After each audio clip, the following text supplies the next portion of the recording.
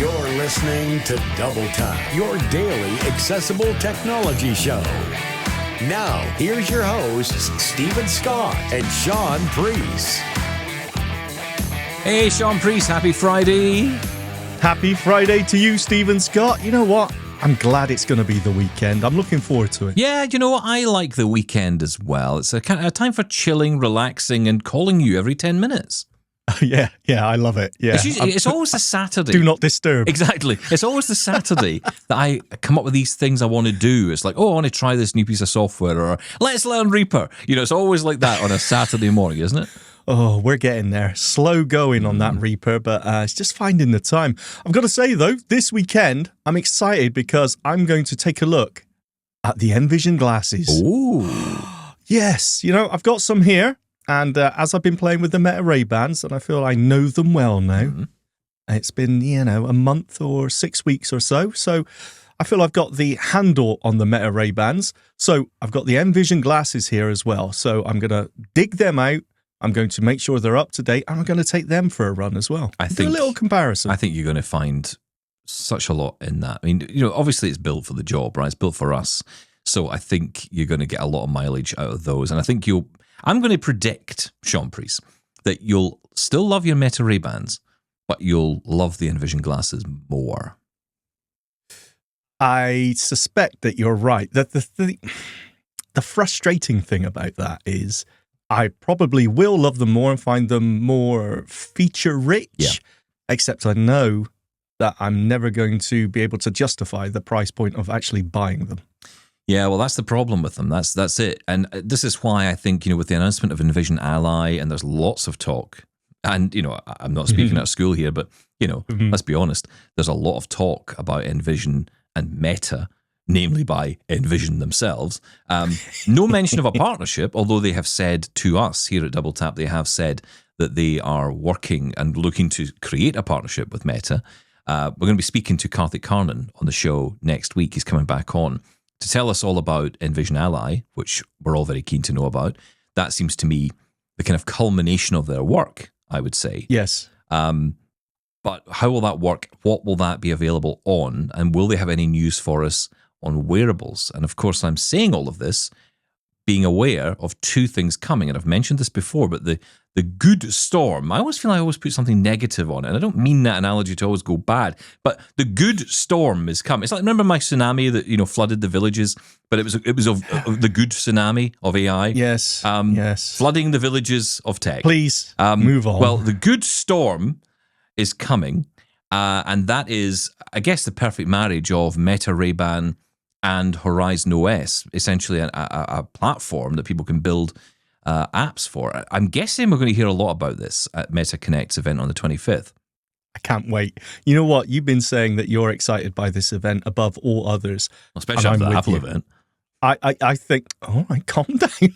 I think we're heading in the right direction. Let's put it that way. Yeah, I think so too. But I'm really keen to hear your thoughts. And I know a lot of people are interested in your take and, to some degree my take as well of the Envision glasses. But I'm really keen to hear your thoughts. So we'll maybe get you to record something there. Maybe we get something together and we can review that, because that would be really interesting. I want to actually get right into our emails. And Bev is back in touch with us, who's trying to get started with the Meta Ray-Ban. So this might be a good place to start today. Hi, Stephen and Shaun. I recently purchased a pair of non-prescription Ray-Ban smart glasses and had some difficulty understanding the instructions. I bought them at a LensCrafter store and they had a good inventory and took them home the same day. My wife and I became very frustrated with the get started instructions, and I've still not been able to set up the phone function. Recently, you have had some discussion regarding certain functions of the glasses, so I was wondering if you were able to put together a complete edition of setting up and operating the glasses. The sooner the better. You both do a wonderful job of describing how tech works. Thanks in advance, Bev in Canada. So, Shaun, if you don't mind just getting on with that would be great, just for Bev. Yeah, I would love to do that. You know what? Let's make that happen. I'm thinking, though, how this fits into the show, because that could be quite a lengthy thing. Maybe we could put that on the website and maybe do you know, I actually clipped version. I think we should definitely. I think it'd be good to just step through it and talk through the experience. So maybe we do devote an hour to it, actually. Maybe we do. I know it might be a little bit off what we normally do, but I think actually that would be quite cool. Because, again, it's that, we said this last season, we talked about this, the idea of talking about getting used to using an app or using something, but not like some trimmed, beautiful sounding, amazing package of, a review, which is great and wonderful, but, it's not practical, right? There are issues that come up. There are challenges that will come up. So if you're able to talk through that live, I think that would be pretty cool. So actually, maybe you flatten the glasses, not literally, obviously, but, reset them. And I haven't flattened mine yet, although the dog, of course, has a fantastic dog. Yeah, fantastic dog that he is. Has put still working, though. Great build quality. And the dog, too. But we'll do that. Yeah, we can do that. I will do a factory reset, unpair them from everything, and we'll run through the setup. It was pretty straightforward as far as I can remember. It is a little bit confusing, as in you need to connect it to the phone in order to make phone calls through them. I'm not actually sure what that does. I think it's just actually giving it access to your contacts rather than anything else, because it's connected through the Bluetooth anyway. And then there's WhatsApp and Messenger as well if you use those services. But yeah, we will do that. Okay, all right. Well, that's good. And maybe I'll do something similar with the Envisions. There you go. Perfect. That'd be quite cool, actually. Yeah, we'll get that recorded in the next week. Actually, that'd be quite cool to do. Yeah, let's do that. Okay. Let's thank you, Bev. Fantastic suggestion. Let's move on, because a lot of you have been getting in touch with a little bit of concern about Double Tap's future. Not the only one. But okay, let's hear from Dawn first. Good afternoon, gentlemen. I am an older accessible technology user, and when you talk about things like Mastodon and WhatsApp, those are things I do not use. I guess I would like to express or advocate for those of us that just like to sit and listen to your podcasts and hope and pray that you guys aren't eventually going to move away from the podcasts, which are so unbelievably valuable to us, something I look for every day and very much enjoy and have learned a great deal from. So, the question is, now that you are using all these other platforms, are you getting ready to gracefully exit from the podcast situation altogether? Blessings, Dawn. Dawn, I can 100% assure you today, this show will always be an audio podcast first. And not only that, it will always be an audio podcast. And if anyone says to me, this show has to stop being an audio podcast, I will personally pay out of my own pocket however much it costs to get it on a podcast. So if someone, and it won't happen, Don, I promise you it's not going to happen. But if it ever did happen, if someone said to me, it can't be an audio podcast, it must always be on YouTube, I would pay the money myself to make sure it remained there. Because for me, that is exactly what Double Tap is, was, and will continue to be. It's audio first. It's for us as blind people. And, I know a lot of people are going to discover the show on YouTube, and that's why we're moving it onto that platform as well. But I think the word moving has perhaps maybe had too much of a meaning for people. Yeah. And it's not moving, it's transitioning. I don't know what the right word is. I'm hoping it's expanding. It's growing onto other platforms. Yeah. These other platforms, other areas are purely trying to reach more people. Yeah. But as Stephen said, our core is audio. We're always going to be on the radio or on your podcast. We will be there. Yeah, definitely. It will just never not happen. Donna, I promise you that. Never not happen. It's so funny. It's such, and this is so vital to me. It is. Because it's so, to me, that's what the show is. It always was. I'm a radio guy. This YouTube thing's a lot of fun. I enjoy it. And, someone said to me yesterday, I see you've got your new Double Tap mug. And I'm like, oh, yeah, that's right. You can see it now, can't you? I've got my Double Tap mug. Have you got yours? Because you've got one. Yeah, mine's in the kitchen in the house. Sorry. Sarah likes it. Well, it's just, I'm not allowed to brand anything on YouTube, you see, except ourselves. So yes, that's why we have it. It's actually quite nice. Not a bad little mug. I'm quite impressed. All right. It could be bigger. But Thank you, Etsy. It's fun. That's a brand. Oh, yeah. Sorry. It's funny saying that because, when we talk, we do talk all the time, off air, funnily enough. And we were talking about, we would do this anyway. Right. So even if we were dropped by absolutely everyone said, right, we've had enough of your ridiculous talks, we would still make this happen, as Stephen said. Yeah. This is what we love to do. We do love it. We do. I mean, this is my hour of sanity, to be perfectly honest. Is it? Wow. I know it doesn't sound... Well, it's a therapy... I've said this before. It's a therapy session for me. I get to come in here and I get to talk to you and all the wonderful people that listen around the world, and I get to just talk to you about whatever's on my mind, and you guys, so kindly come back with, I must admit, far more intelligent responses than the ones I give. And I love that. I just love the conversation we have. So yes, audio is always going to be there. We're not making any graceful or disgraceful moves anywhere. I promise you that. Kerry also chimes in on this. Hello, lads. I'm not a daily listener to the show, but I found your content really useful whenever I have dipped in. I was a little sad to learn today that you're moving to YouTube. Just to be clear, does this mean there will be no more podcasts in the podcast app? If so, that makes me a bit sad. I find the YouTube app both clunky and painful because you constantly get ads interrupting the videos. And not only that, I can listen to podcasts on the move without fear of my screen locking and the video stopping. Just wondered if you'd considered this at all. Hope I'm wrong and that the podcast is still available on both platforms. From Kerry Fielding. Well, Kerry, I hope you're still listening. In fact, I'm fairly sure you are, because I'm sure we saw an email come in from you just the other day. So I'm hoping you're still with us and noticing that we are still on the podcast. We are not leaving the podcast at all. So, yes, there'll be very little time, I think, very, very few occasions that there'll be anything different on the podcast feed versus the YouTube feed, and that's deliberate. We are literally mirroring the two. Yes. The only time you will probably notice a slight difference is when we're, asking our YouTube people to please subscribe. And that's the only bit you'll really see different on YouTube, is where we have little bits that go in there begging for people to press that subscribe button. Because if you don't subscribe, then Mr. F will cancel us. Yes. That's how it works. Yeah. Wow. Okay. So it's on you. That was a bit harsh. And, let's be honest, he's got about 1,000,000,001 reasons to do it anyway. So, let's be honest. One more. We're just playing into his hands. But no, Kerry, thank you for that. And also to Don as well. And those of you who have also been in touch on Mastodon, such kind words about the show. I cannot begin to, and I know you echo this as well, but I cannot begin to thank you for all the wonderful comments we get.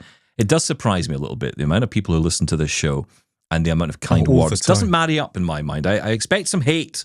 And it's unusual to have this much love. It's like the exact opposite of Twitter in here. Yeah, it makes all the difference. When I hear back from someone and say, "Oh, I've heard you on," I mean, it's just fantastic. Yeah. I can't get enough of it. Thank you so much. Yeah, thanks, guys. Keep the emails and feedback coming. Frank has been in touch as well, also on finding us on YouTube and Orcam and their news. Hi all. 3 weeks ago, I had to get in touch with Orcam because my reader had stopped working. It would not talk to me or take pictures. After a week, I got in touch again as they had not answered my call. Now, 2 weeks later, I have still had no communication with Orcam, but gladly my reader has started to work, all by itself. I think as we pay so much for products, companies should at least answer calls and not leave us waiting around like melons. On another subject, how do I get Double Tap on YouTube? I've entered Double Tap into the search, but to no avail. Give me and others some information on how to get your lovely faces on our TV screens. I have very little sight and hope that looking at you two will not do any damage. Thanks for an excellent show. May you continue to go onwards and upwards. Regards, Frank from the land of the Angel of the North. Well, thank you, Frank from the land of the Angel of the North. I appreciate it. So, finding us on YouTube, Frank, if you really, really want to do it, and remember that subscribe button, Frank, if you can find it, it is Double Tap Video. That's the best way to search for us, Double Tap Video. I don't know why, that's what they tell me. So Double Tap Video is what you search for, and you should be able to find our channel with all the videos. And of course, we've got lots more videos on there. If you just joined us on the YouTube side, go back and have a listen back to some of the other cool content we've been putting out before we started doing this whole thing live every day. Yes. But tons of great stuff. And of course, if you're on the podcast and you've just joined us, well, you've got hundreds of shows you can go back and listen to. I know people who do that, people who go back and listen to the whole thing. I know. They really want to hear this, but okay. They're brave. Also, you can, if you go to the website, doubletaponair.com, you can find the website, the YouTube channel from there. That's right. And you can also watch the episode as well. We've put it right up front and center. So every single day when the new episode drops, it actually premieres on YouTube at 12 noon Eastern. So what that means is you go to the website, doubletaponair.com, you get yourself some nice popcorn. What is it? Is it salted for you? Is it sweet? What do you go for? Oh, no, it's got to be sweet. Caramel. Okay, right. Preferably, something like that. So you get some of that, and then you sit down and you hit the play button, and at 12 noon Eastern, boof! There you go. That's exactly what happens. It goes boof, and you can watch us and throw popcorn at us. You can chuck popcorn at the screen. So yeah, actually, I'm getting a bit sore by doing that. Stop doing that.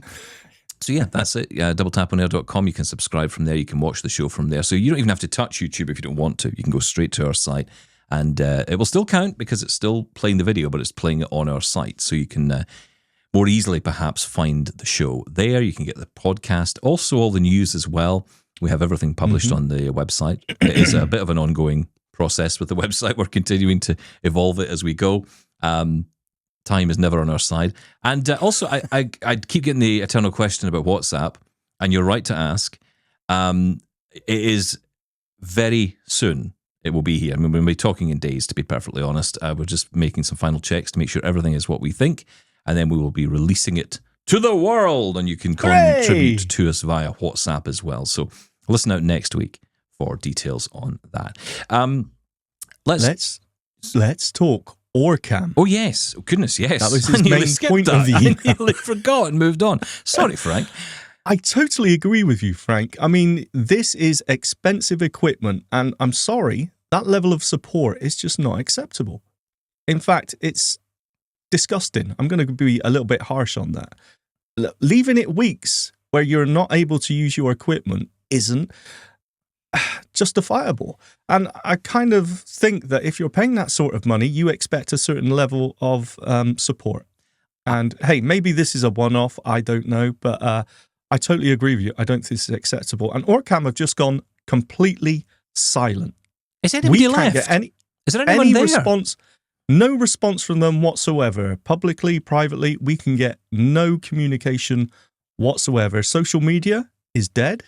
So we don't know what's happening, and as customers, yeah, that's not acceptable. There was a post recently, I think it was on X, from them focusing on the Orcam Here product, and that falls in line with what we've been talking about, that they're moving away from visual aids and they're focusing more on Here. But there's also rumblings that they are working to actually work directly with distributors now, so distributors will handle Orcam products, and the Orcam will not sell direct anymore, which is possibly why you're not getting the response. But the problem is, if you've bought it from them directly, you're not going to go to a distributor, right? You're going to go back to where you bought the product. So I think there's a significant lack of communication going on here. Orcam have got to figure this one out. If there is a case that it's a business that is continuing to innovate in the space, although we have no evidence to prove that's the case, because there's literally not a word being said on this subject since we had talked about it here on Double Tap. Not a word has been brought to our attention at Double Tap. And I've reached out to pretty much everybody that I can think of relating to this. I mean, PR companies, Orcam directly. I've got in touch even directly on X to say, hello, is anybody there? Nothing. Silence. Absolute silence on this. And yes, I know there have been reports flying around and emails that have been circulating. I cannot verify any of this stuff, so I'm not going to give you that information because it may be wrong. I don't know. That's the problem. So we cannot verify any information that's flying around. What we can say is that the report has just come from this newspaper that has suggested, and this is where these report, this has been, and it's not the only one that's reported it. There have been others now reporting the same, but now it becomes, or has become clear that Orcam are moving away from the visual aids market. The story seems to have updated slightly in that some distributors are saying that they are dealing directly with Orcam sales. But again, I'm only hearing that secondhand. So this is not guaranteed or verified information. So I'm not, I just have no idea what is going on here. And it's a bit, I suppose if you sort of tie all this together and add all this up, it probably makes some kind of sense. If Frank can't get hold of anyone at Orcam to answer his queries, it could be because they've moved to that model. But that's not good enough if you haven't told your customers that, especially if they've bought it directly from you. So Orcam, the question is to you, what is going on? Just give us the information. You know, I'm not going to be criticizing a company that is communicating and telling us what's going on. If you have to make changes, make changes. That's fine. We all we expect that. And hey, if you are staying in this market, great news. Look, it may not be for everyone. I know the response may have surprised Orcam a little bit. You know, most people saying the same thing. Well, you know, AI was always going to take it over. What do you expect? But for those people who rely on that product, or who would need that product, who don't want to have a smartphone, they should have access to it. They should be able to buy this kind of thing if they want it. And if there's a market for it and it's saleable, then fine. If it's not, then it goes away. But the point is we just know nothing about what's going on here. It's leaving a lot of people in the dark, and that's not good. So again, we put the message out to Orcam. We invite them on the show to talk about this. If they want to come on, it's an open door. But, absolutely, you got to come and push it. Okay, so thank you for that, Frank. Good luck. And let us know how you get on if you get any updates on that, Frank. If they ever do come back to you, that would be interesting. Also interested to hear if anyone else out there has been in touch with Orcam and heard anything yourself, because it's getting to the point where I'm having to rely on the customers because the company will tell me nothing. Yeah, it's interesting. Absolutely. Really interesting. Callum has been in touch on AirTags and Waymo cars. Hi, Stephen, Shaun, and thank you for reading this, Laura. I just wanted to update you on the dog tracker. I have tried AirTags before and found he very quickly gets out of range. My local park is quite big, so I guess there just aren't enough people with phones nearby. Though, as I understand it, they can use Android phones now too to improve coverage. Also, a callback to a query I had ages ago about whether to upgrade my phone or not. I now have a shiny new iPhone 15 Pro Max with an OtterBox case. Would highly recommend. I got an amazing deal from my broadband provider, so decided to go for it. £35 a month for phone and £1 for data plan. This is turning into a novel, but just listening to Greg talking about driverless cars. One of my sighted friends has just been to San Francisco and was raving about how good the Waymo cars were, particularly as Californian drivers are particularly awful. He was impressed with how smooth the ride was and how well it coped with the hills and the fog. He also told me about being overtaken by an e-bike while he was on his motorbike and immediately thought my VI friends must hate them. I do. Last thing for now, I promise. Trains do have wheels unless they are maglev trains in Japan, which hover. How cool is that? There was another question you had that I found myself shouting at my phone, but I can't remember what it was. Oh well. I asked ChatGPT for ideas for the name of the plant: photosynthexis, bite me cactus, leave me alone, root of all tech, or my favourite, Sir Plants-a-lot. Warmly, Callum, in a damp and grey Yorkshire. Thank you, Callum. I don't know where to begin on that one. I'm going to miss half these. I hope you've been taking notes as you go along. No, I'm just on the plant names. Yeah, well, I'll come back to that. Leave me alone is for me. I do like that one. Actually, that's perfect for me if you think about it. Okay, well, look, first off on the AirTags, that's interesting. I didn't think they required, such a constant stream of connection in order to give data. I mean, I would imagine that they would, if the dog is running across a field, and let's just say the dog runs off into a very quiet part of the field and maybe into a larger area, yes, it would at least track to that last point, wouldn't it? Yeah, so there's... that's a good point, actually. I don't know, because it needs a connection to some sort of device. That's why he mentioned that there's not enough people with smartphones around, right? Because it can't connect to anything to ping back to base. Yeah. Ouch. But sorry, I didn't mean to hit the microphone, but I did. Yeah, so you get calm down a little bit. It's I don't know is what I'm coming down to, because I need to try this out myself, because I'm thinking if the dog gets out and goes missing, I can get an idea of where he is. I haven't even thought about it as in taking him for a walk and he goes off for a run. Do you know what I mean? Because he will run out of Bluetooth range to your phone very, very quickly. And yeah. And that's when you need it. That's the problem. If the dog doesn't come back, where is he? Yeah, and you're trying to find him. Yeah, and there's no one in the field. When you think about where you take your dog, sometimes it is quiet. When I take my dog in the morning, 6 a.m. in the morning, sometimes there's no one else around. So yeah, that's a very good point. And driverless cars, of course. Why is it that people think California drivers are so bad? I mean, look, I think all drivers are terrible. There you go, I said it. Well done. Okay, bring everyone in. Yep. Hi, YouTube. Humans are bad. Like and subscribe if you want to hear more ridiculous nonsense from Stephen. This is how to do it. E-bikes. Have you had any issues with e-bikes? Luckily enough, we don't seem to have many. I haven't come across any, as far as I know. Anyway. I was going to say, how would you know? Well, because there was I did see a news article where a blind woman was hit, sadly, by an e-bike. So it is an issue because they're virtually silent. And right? look, that's not uncommon with bikes either. I mean, I've true. lost a cane. I lost half a cane once. Thankfully, it was a cane, but the cane got essentially. I was putting the cane out to cross the road. Cyclist just came right past, cut right across me, and took my cane in half. Did they stop? They did, which was decent. I think partly because there was a cane wrapped around his wheels. I think there was. Yes, that's $50. It was certainly one way. It was certainly one way to stop him. But yeah, I mean, I don't know how you get around this problem. I think partly, especially in the UK, there's a big issue with street design. It's not unique to the UK though. I've had the same experience in Amsterdam. Goodness me, you come out of a taxi in Amsterdam and you're taking your life in your hands. And your hands in your life as well. Yes, yes, of course you are. Because you're trying to cross. You're immediately stepping out onto a cycle path, and then you've got to cross the cycle path to get to the pavement. And sometimes you're crossing a cycle path to get to a tram stop, or tram line, to get across a tram line to get. I don't know how anybody survives. Same issue over here with those floating bus stops, which were a major controversy not long ago. These things. I mean, honestly. Yeah, but the problem is that once that infrastructure is in place, you can't just. It's not like an app. You can't just delete it and build a new one. Yeah, where was the consultation beforehand? Well, the problem is that there is a lot of consultation. That's what makes this worse. There is a lot of consultation. I know this goes on. I've heard it. I know people who've been on the case, and oftentimes what it feels like is that people are just ticking boxes. We did consult blind people. We just don't agree with them. Yeah, ultimately. Yes, I laugh about it, but it blows my mind sometimes. Yeah. What else did Callum talk about? There was something else you mentioned at the end, and it's escaped me entirely. Plants, trains. Yes, the plants and trains. Yeah, the train thing. There you go. I have been vindicated. You got so excited. Not all trains have wheels. Thank you, Callum. I believe I said at the time, apart from the Japanese magnet ones. So no, you haven't been vindicated. I have been vindicated.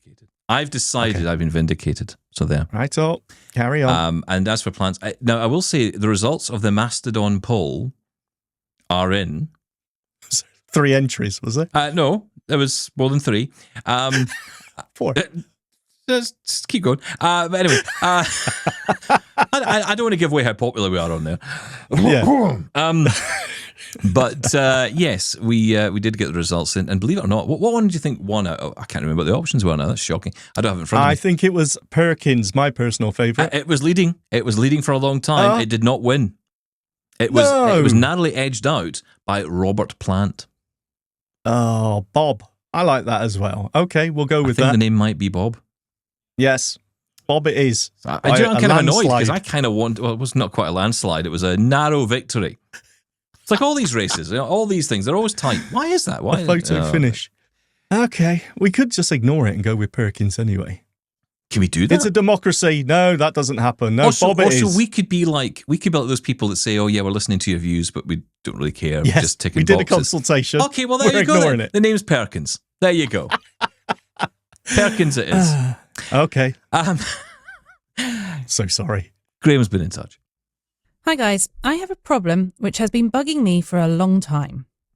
I want a new talking alarm clock for the bedroom, but every one I've got from the CNIB or Amazon has a volume far too loud, even when the volume switch is set to low. I would like to have the volume set almost as low as a whisper, so when I hit the button to hear the time during the night, I don't wake up my wife. I would appreciate any suggestions. Thanks, Graham Langford in Toronto, Ontario. Oh, that's an interesting one. It is. Because they often do. They are quite loud, those talking clocks usually. So I don't know. I know the one I have. Oh, is it here? Which one do you have? Hang on. I don't think it's here. Oh, it's not here. Oh, that is the worst sounding. Yes, that's better than it usually sounds. Like the guy that says he killed Kenny. Yes. Oh, no, hang on, that's not right. No, it is Kenny. Yes, Kenny says. Kenny. The thing is, you're absolutely right. It's usually just a switch, right? High, medium, or low. Yeah. And if that isn't working for you, what do? You want something with an actual turnable, adjustable dial on it. Yeah. And I don't know any of them. We're going to have to throw this one out. Of course, I want to say, just get a smart speaker. But then you need to ask it the time. And if you don't want to wake up your wife, although you can whisper. You can whisper. And that does work Although well. that doesn't always work. Sometimes it depends on how you whisper. I had a friend once who couldn't whisper. Oh. You know that? Okay, let's not go off on a tangent. I don't know how much time we've got left, but I don't want to go. It's true. He couldn't whisper. He tried. We're going there anyway. Sorry, listeners, I tried. So, that would never work for him. His idea that was the story. This is how he'd whisper, right? I'd say, okay, whisper the following. Say, I like trees. And he'd go, I like trees. I'm like, that's not whispering. That is a whisper. That's talking low. I like trees. See, that's whispering. Ooh, that was I'll quite give nice. you that. Like ASMR so- on double tap. Stop it. Our listeners, I'm sure, will have some ideas and they'll get back. Feedback at doubletaponair.com. Good luck with that, Graham. Sonia's been in touch. I love when Sonia gets in touch because we get to talk about MX keys. Oh, yes. Hi, Double Tappers. Stephen, I don't care about a pic of the plant. I want to see the MX keys. Joke aside, thank you, Brian. Your songs are awesome, and my mention in one of them tickled me pink and surprised me a bit. I'm not the most frequent of contributors. I don't mind being the influence behind the addition of an MX keys to the studio, but Stephen is the one who attracted my attention to the MX keys in the first place. So ultimately, it's his own fault. Shaun, you need another MX keys yourself. The confusion you mentioned having a different keyboard in the living room is exactly why I use MX keys everywhere. I do use some bumps. I have short fingers and some shortcuts I can't do without moving a hand from the home row, so a few strategically placed bumps are very useful. Thank you. No. We just got the okay to install Logi Option Plus at work, so I'll now be able to do something I wanted to do but didn't before to keep my layouts identical everywhere. That is, reassign or turn off the log-off key so close to the application key. Yes. My partner found on Amazon a hard case specially made for the MX Keys Advanced, so now the living room one lives in a case when not in use. So does the MX Keys my partner uses at the office. Speaking of protection, another thing I discovered, thanks to Stephen Scott, is the table coaster. Yay! I started using open mugs again without fear of ruining one of my precious keyboards, or even more precious braille display. I don't remember how it is made, but the table coaster is holding firmly in place, yet not damaging the surface or leaving any residue when removed. I rarely move them, but when I do, I twist them until they give. Then I can remove them and place them elsewhere. Like I said, I don't remember how they call this technology, but what I can say is that it's not double-face adhesive. Wishing both of you good luck and a great experience with all the changes. Sonia. I just thought I was lucky with that, Sonia. I didn't realise that was a technology. And now I'm Yes, even more excited apparently about so. my table coaster because it has technology in it. It's got I might technology get inside the. You should get one. You'd I'll love get one to put my double tap mug in. Yes. But then, no, we need a double tap coaster at that point. Don't push it. Okay, sorry. Funnily enough, we were just saying the other day that I went through to buy another MX keys because I was so fed up of the different keyboard layout. And just because it said delivery, not next day, but I think it was 2 weeks. Not even that, 10 days, I think it was. I said, I'm not doing it. No, then. not wasting my time there. Yeah. It's absolutely ridiculous. But I mean, I've got to say, look, the MX keys, I love it. I think it's absolutely fantastic. But it is a considered purchase. I mean, you know, it's, do I think it's worth the money? Yes, of course it is. Really? For a keyboard? I think it is. Know. I think it is. And I think it's about that consistency, right? Because I've done it myself. I've tried various keyboards. The only thing I have done is reintroduced my Logitech G915 TKL 10 keyless keyboard, which basically means it doesn't have a number pad on it. And that is for my PC. And I don't know what it is. There's something very satisfying about hitting an enter key and getting that clunk. I just love that clunk. So Clunk. I love clunky sounds. And it's a mechanical keyboard. It's a gaming one, although I don't care about that. But it also does have a rather nice rocker at the top for volume. So, you know, when you're adjusting the volume of the That's PC, quite nice. that's quite nice. I always get slightly confused. Sometimes is the volume the F10 or the F10 function F10 or F11? It's I can never get that speaker button in the system tray at the bottom to work. It does weird things. And it's because you've got to, you know, I know there's different ways to do it, but for me, it's always Windows B, you know, arrow, you know, find That's it. right. And then you've got to find, and then you get into this ridiculous menu, which I hate. Well, sometimes it brings up a slider, which is nice and easy. But most of the time, if I enter a space on the speaker icon in the system tray, it brings up quick settings. Yes, that's right. The same as doing Windows A, keyboard shortcut. Yeah. And sometimes the volume control isn't in there. It's brightness. And I'm tapping around. I can't find It's it. an absolute disgrace. It's a disgrace. Right to your senator immediately. Also, Logitech Options Plus is very good for that. That lock key, very top right corner of the keyboard, if you press it accidentally, it locks your screen and you got to log Great, back isn't it? in. So annoying. And the application key is right next to it. So yeah, I changed that straight away. But still, look, if that app was accessible, I would be using it all the time. It's usable, but wow, you've got to work at it. I want this show to be sponsored by Logitech because I feel we give a lot of time to Logitech. And I think you should get something back, because I use Logitech all the time. I'm doing the advert right now. I'm not even getting paid. This is ridiculous. Make your software accessible, Logitech, and we would love you even more than we do now. Yeah, that's right. And, throw some cash our way. Right, listen. Or keyboards. Or yeah, exactly. Send Shaun a keyboard. There we go. Actually, I will say, in fairness, I should say this for clarity, Logitech have very kindly sent me keyboards in the past, so, I will say that. Oh, have they? Yeah, sorry, did I not mention that? Did they not get passed on? Is that how it works, is it? Oh, I see. And they sent me the Logitech keys to go and the Logitech Wave, and they sent me a mechanical. No. You didn't want any of that.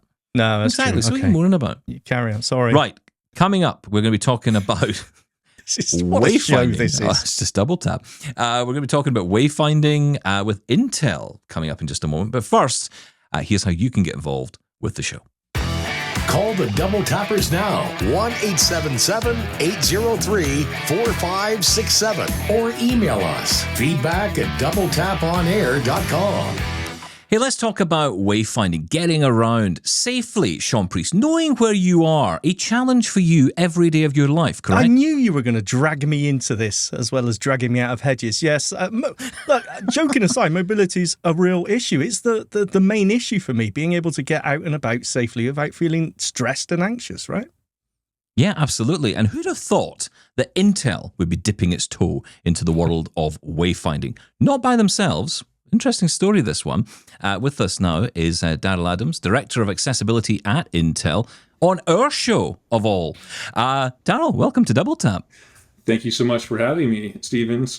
Shaun, before we dive in, I just actually want to say a few things. I've been a listener to the show for a really long time. I have RP, similar to Shaun, so a lot of these conversations that you're having are really incredible, because sometimes you venture into that tech space, but even when you're not, when we're seeing, when we're hearing the conversations, the real life experiences that you're having, that other listeners in the community are having, it's so important. I just love listening, and sometimes I'm sitting here and I'm like, want to unmute my mic to jump into the conversation. And now I'm here with my mic unmuted, so let's go. Let's do it. Absolutely. Thank you, I don't know where you want to start. There's probably about a million topics you want to discuss, but I'm going to drag you onto this topic and not that I need to drag you to it, because it's such an interesting one. You've been dipping your toe into the world of wayfinding, and you've been doing this with a rather interesting partner. Tell us what you've been up to. Sure thing. So maybe a quick bit of history here. So dating back pre-pandemic, at Intel, we were looking at ways that we could make Intel as a company more accessible to our employees with disabilities. And so we started looking and basically doing research and doing interviews with employees across the whole spectrum of disability. But we really started with employees that were either visually impaired or blind. And we wanted to understand, not just hypothetically, but the realities of working at Intel. What are the barriers? What are they experiencing that we might be able to better address, preferably with some of our own technology that we develop in our labs? So after a bunch of research, we realized that probably the main thing that was the common thread across the community of blind and visually impaired folks was that it's really hard to navigate our campuses. We've got these large buildings, large sites, and it's one of those scenarios where every floor is very similar to the floor next to it or above it or below it, but you're just in different places. So how do you really know where you are with confidence? And it turned out that in our labs, we were doing a bunch of work with autonomous robots and trying to design algorithms that will allow robots to share space with people in a safe way. And so you imagine just being able to walk around and have robots around and not be in fear of running into each other, that kind of thing, because I think that people would usually get the short end of the stick on that in that scenario. So doing a lot of work with that, and in particular with using LiDAR as a technology to basically map indoor spaces so the robots really understand where they are with a very high fidelity map. And so it's super high resolution. And we thought we could take that technology and maybe apply it to mapping the spaces that we then could use as a source for helping our employees get around our campuses. And as we delved into it, we started looking at the market and understanding whether or not there is existing solutions that might do some of this. And we did come across a small number of companies. One of them was Goodmaps, which was using a technology that was really similar to what the vision that we had for this. So we started talking with and then working with Goodmaps to see what we could do to help bring their solution to scale. So that's what we've really been up to in the last few years, is just working through understanding how we can help improve their mapping capability, and then also help improve the efficiency of their algorithms so they can scale more quickly. So how fast can they train those algorithms? How fast can they inference so a user can actually have a high quality, so accurate and then low latency experience when they're using the app. Wow, where do we start with that lot? I mean, it's like a sci-fi movie. Firstly, Intel's got a robotics lab. I'm blown away. I'm just thinking, da-da-da-da, and that's it. But no, you're doing so much here. Okay, there was a lot of, there was a lot of tech in there. How actually are you approaching that? So we know of Goodmaps, of course, and we know of the LiDAR technology. I mean, it's moving into the phones. You know, we have LiDARs on some models of phones now. So how are you actually, in practical terms, marrying that together? Well, so the mapping portion starts with Goodmaps. They go through into a venue, and then they walk the space with a LiDAR scanner. They take that data, which ends up being like a 3D point cloud, or the version of the data that is a digital representation of the space that really importantly includes the detail around distance. And so you'll understand how far it is from where you're standing to the door or to a wall or all the different structures of that space.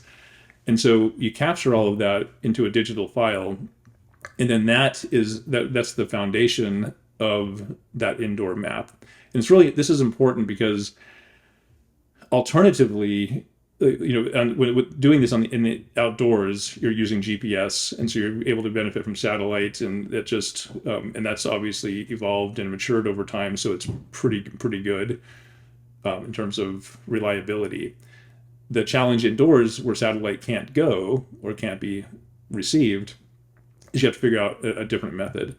And you could do this using beacons, like hardware. You can put up different things in the buildings to triangulate with your phone and to be able to understand where you are in the space. And that's definitely a viable solution as well. But the challenge with that is that there's a lot of overhead in terms of managing those devices and over time, an IT organization has to add that to their mix of things that they have to support. So there's a little bit of an ongoing cost there that becomes a challenge. So the idea of being able to do indoor mapping in a way that doesn't require infrastructure is pretty attractive. And this is where the Goodmap solution comes in. So once all that is done, all that map is recorded, then somebody can come in and add all these points of interest. So if you're going through a shopping mall and you want to call out all the different restaurants in the food court, you go and do that, and then a restaurant changes, you just go in and update the map without having to go and rescan the whole thing. So I think the model seems to be fairly scalable. We just need to make it more, the goal now is just to make it lower that bar for venues to what's required for a venue to scan and to get basically enabled for this mapping. And as we can do that at scale, then more and more people will be able to benefit from this capability. Yeah, I mean, I think of all the potentials here for even the community to get involved itself, right? And actually map venues, map places, thinking restaurants or shopping malls or whatever it could be. I mean, there's all kinds of opportunities here, because you're absolutely right. One of the challenges, of course, with getting around is, using GPS to get from point A to point B outside is one thing. Then you go indoors. Even trying to find the front door. That's often the big problem for us. It's always that last 10 yards problem, isn't it? It's getting to the door. It's getting to the store in the shopping mall. All that stuff. That's where the challenge lies. And we use lots of tools to do that, seeing AI, however it might be, Be My Eyes, whatever it is, to get around to maybe get assistance to get to where you're going. But of course, they don't have access to that information either. They are literally seeing out of the back of your camera, as is the phone, if it's using AI. So What you want is something that kind of knows where things are. So it can, if you want to get to the store and buy your wife that present because you've kind of forgotten her birthday again, and you really have to get to the store to get that present and then get out of there as quick as possible because it is her birthday. Not that this ever happened. But you want to get in and out fast, right? Yes. Well, and I think you're hitting on actually a really important piece in that this is such an awesome time to be a part of this technology evolution because of all these things coming together finally to a point where the price point is going to be right, the technology is going to have the right level of capability. And now it's a matter of just integrating all of these things into a very natural experience for people. And that's one of my biggest things I'm really trying to focus on is how do we make all of this advancement in technology more naturally useful for people, so we don't have to become cyborgs in ourselves. So we can walk down the road and walk into a store and feel like it's a natural experience. So I really want to applaud all of these companies, Goodmaps, but so many others people are waking up every day and they're innovating in this space to help people who are blind or visually impaired. I think, and it's just, we have to not understate the importance of that, and just the fact that so many people have passion around this space and trying to solve for this. We have to recognize that we haven't solved these things. None of this is solved, but we're making really good progress. And the way I see the future is that it's not a toolkit of apps that we have to keep going to our phone and opening up a new app for the next step that we're making, but it's integrated in a way that, and probably hopefully not even the phone. So we want to move it to like glasses form factor, where you're walking down the street, you get the information that you want when you need it, and it's smooth. And it's not a whole collection of different apps that we need to invoke on our own. It just happens naturally. And all those building blocks are coming along. And now it's just that this next couple of years are going to be really, really interesting to see how this stuff all integrates to make that one holistic experience.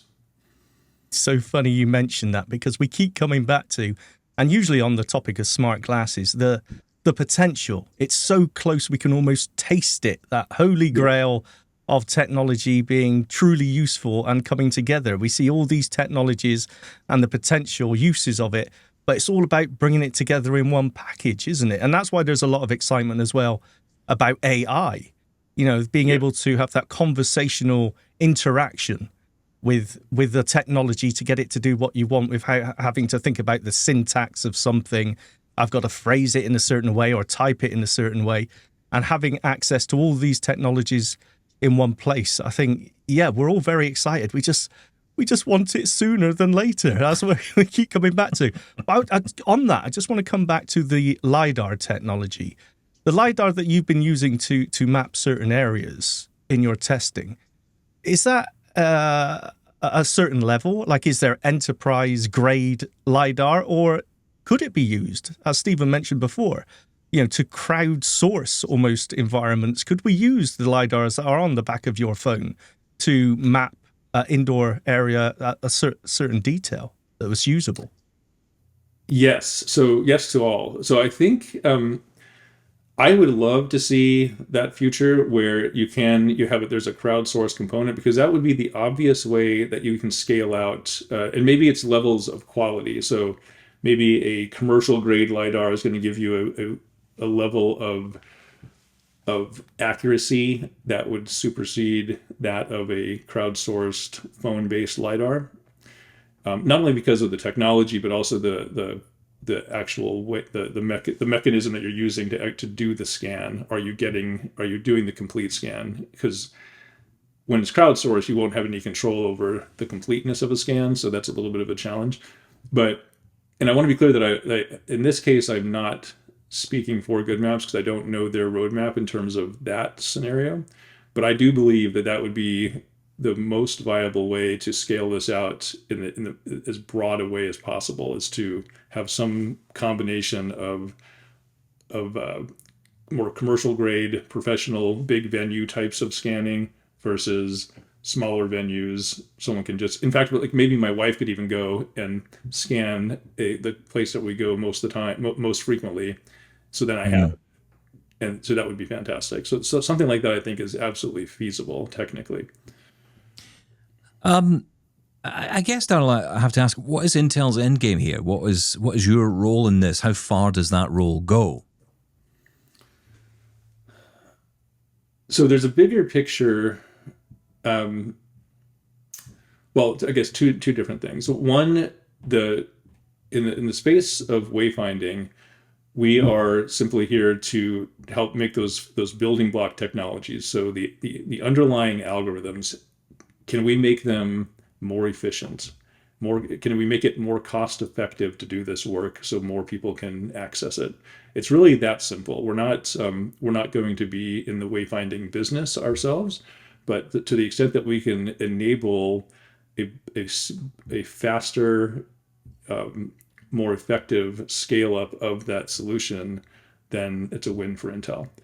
I think in the bigger picture of accessibility, it goes into more of a understanding that we build microprocessors, but we also create computer architecture, and that architecture is really what informs a hardware design. And the hardware design is what software developers have at their disposal. And so if you make that hardware more capable, you have more sensors, greater AI capabilities in that device, then software developers have more breadth and more latitude to build solutions that are more accessible in terms of the interaction with the user. And that's where I want to focus my time, is to understand how we can fundamentally transform our relationship with technology. And so we're not limited to keyboard, mouse, monitor. If you're blind, you don't need a screen. And so what does a real native technology interaction look like in that case? So thinking about just native ways to support individual and personalized experiences with technology. And I'll maybe leave it with the future that I see is that technology. So today we are sort of visiting the land of technology. In order to use technology, you have to learn how the interface works. You have to learn its quirks. It's the person's job to understand it. As AI becomes more pervasive and more capable, the technology understands us and adapts to what we can and cannot do, or what we do or do not like. And so that personalization, I think, is what kind of drives the future of our digital experiences. And before you go, I've got to ask you this, because when you walk into a room and you meet all these people from all these different companies, and I'm sure you speak to lots of different people all the time, do they ever ask you, okay, I've got to ask you, Darryl, what does a director of accessibility at Intel do? What does that even mean? I guess that must be a question you get. Yeah. No, I wish I had so there's two things really. So two buckets. The first bucket is that, like, what any leader of accessibility is going to do at any large company is to do all the things that you need to have to make an accessible place for your employees to work. And so it's everything from, is your digital environment accessible for employees with disabilities? Is your procurement process, are you buying accessible software? Are you having accessible events? Do you have captions? All these different things. I mean, the list goes on and on around how you can make something more accessible, a business environment. So that's half of it. And then the second half is kind of what we've just been talking about. It's how do I influence the product decision makers at the company to recognize that our job, we're creating the future of technology. And how do we make sure that future is more inclusive and more accessible to more people? And it's not someone else's job.